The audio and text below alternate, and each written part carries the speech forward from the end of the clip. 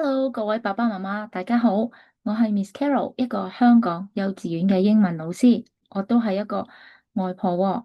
我有一個歲幾嘅外孫女，見住佢一日一日咁樣長大，我心諗點樣可以將我呢20幾年嘅教學心得同我對佢嘅愛結合，所以咧我就為佢設計咗一個英語嘅啟蒙計劃。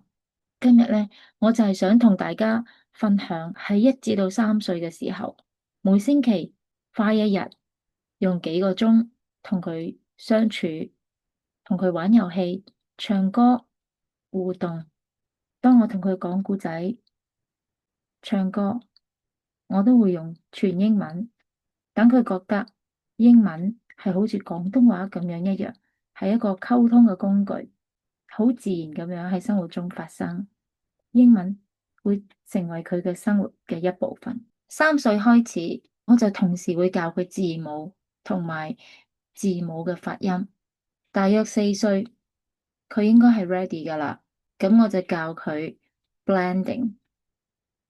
如果佢嘅小手機係發展得好嘅，同時我都會叫佢試下寫。而家言之尚早，到時候我再同大家匯報啦。5歲嘅時候，我個目標係佢識得自己讀一啲簡單嘅故事書，即係為拼音而設嘅 reader。佢識得讀出嚟呢個畫面，我好期待呢一刻。無論係成功定係我遇到啲乜嘢挑戰，我都願意同大家分享。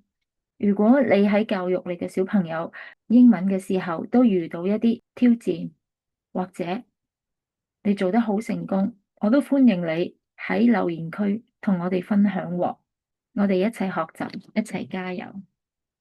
語言嘅學習係喺快樂嘅氣氛嗰度慢慢浸出嚟嘅。你係咪都有呢一個信念？我今次就分享到呢度為止。拜拜。